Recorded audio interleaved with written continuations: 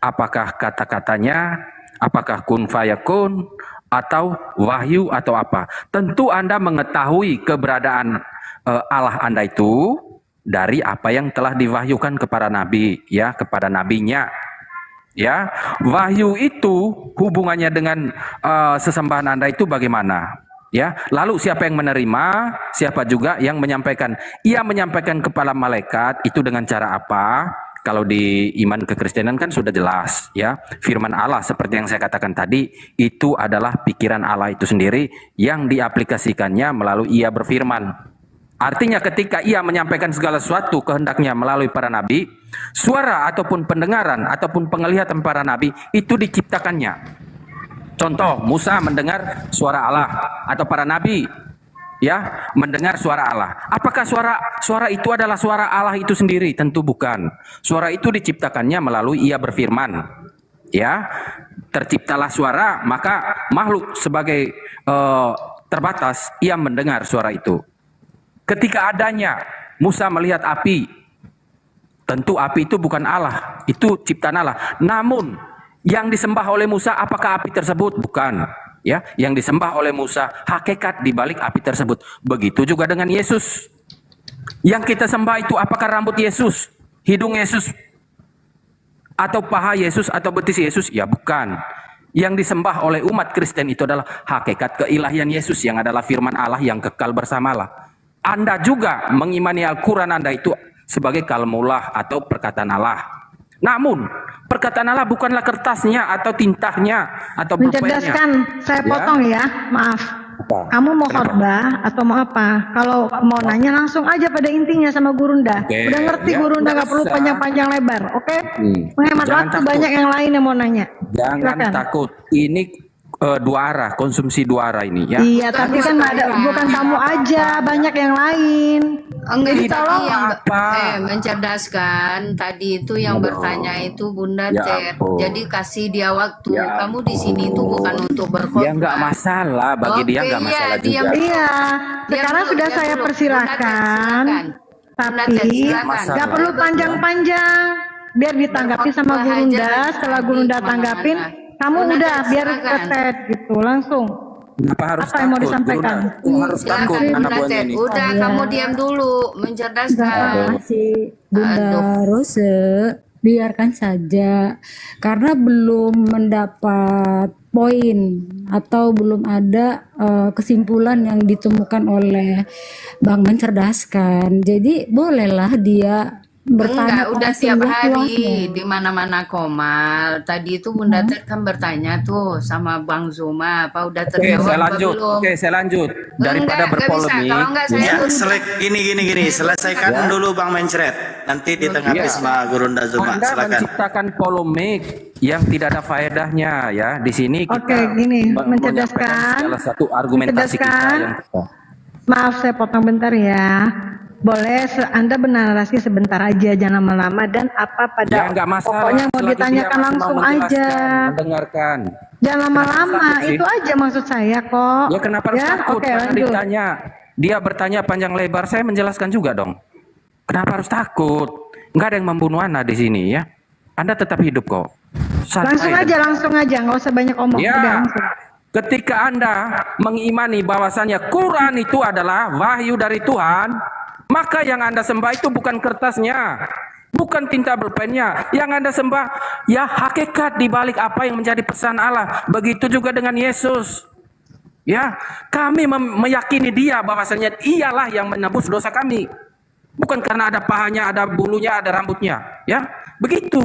Akal dan logika itu dipakai. Jangan pakai standar ganda. Silakan. Ya, cukup. Kalau memang Anda itu. Silakan. Silakan. Ya, jadi mohon maaf saudara mencerdaskan.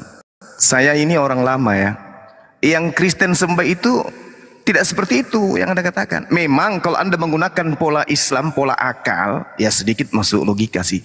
Tapi faktanya Kristen itu menyembah anak Maria. Manusia yang kamu sembah itu. Jangan malu, gak usah akui aja. Nih, saya kasih data ya. Tak kasih data. Kolose 2 nomor 9. Sebab dalam dialah berdiam secara biologis. Somotikos dalam bahasa Yunani. Seluruh kepenuhan kealahan, keteotes. Oke? Jadi jasadnya Yesus mulai dari rambut sampai ujung kuku itulah Tuhanmu. Ini dalil. Tapi sebagai manusia pasti kamu malu karena sudah ketahuan kau menyembah manusia.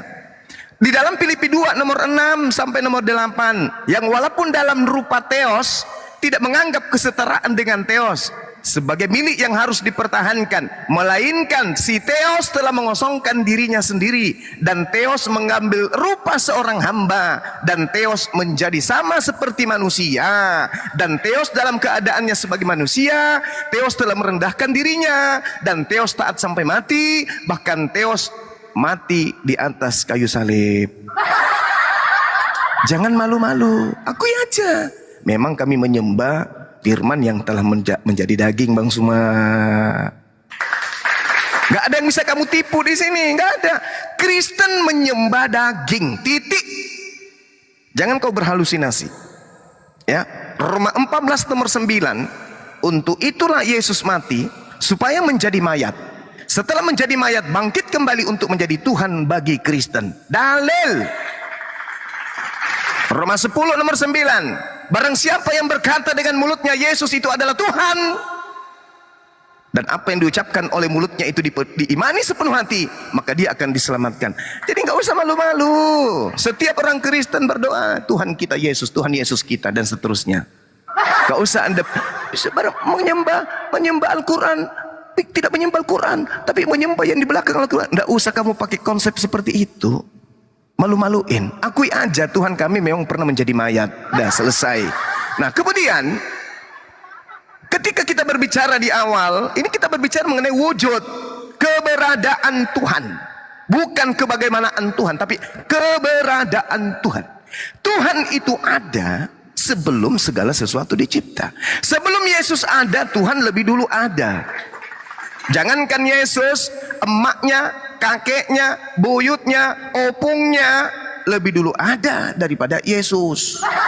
Makanya saya katakan, Yesus Tuhan kamu itu, kamu memberhalakan manusia, kamu berhalakan dia. Nah, ketika Anda mengatakan bahwa Allah seperti apa dia menciptakan, tadi kan saya sudah mengatakan kepada Anda, innama amruhu idza arada syai'a ayyakula lahu kun fayakun. Mazmur 33 nomor 9. Apakah itu masih kurang? Sebab Allah berfirman, maka semuanya jadi. Dia memberi perintah, maka semuanya ada. Jadilah terang, jadi. Tuhan berdiri sendiri, lalu kemudian Tuhan menciptakan. Dengan cara apa? Dengan cara memberi perintah. Jadilah terang, terang. Jadilah Adam, jadilah Adam. Adam memiliki kemudian keturunan.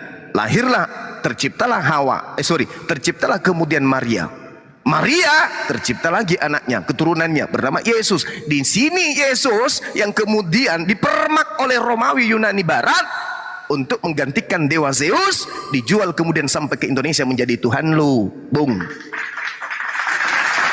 Kena kan, pas kena di belakang otak kiri sebelah kanan, otak kecil sebelah kanan kena.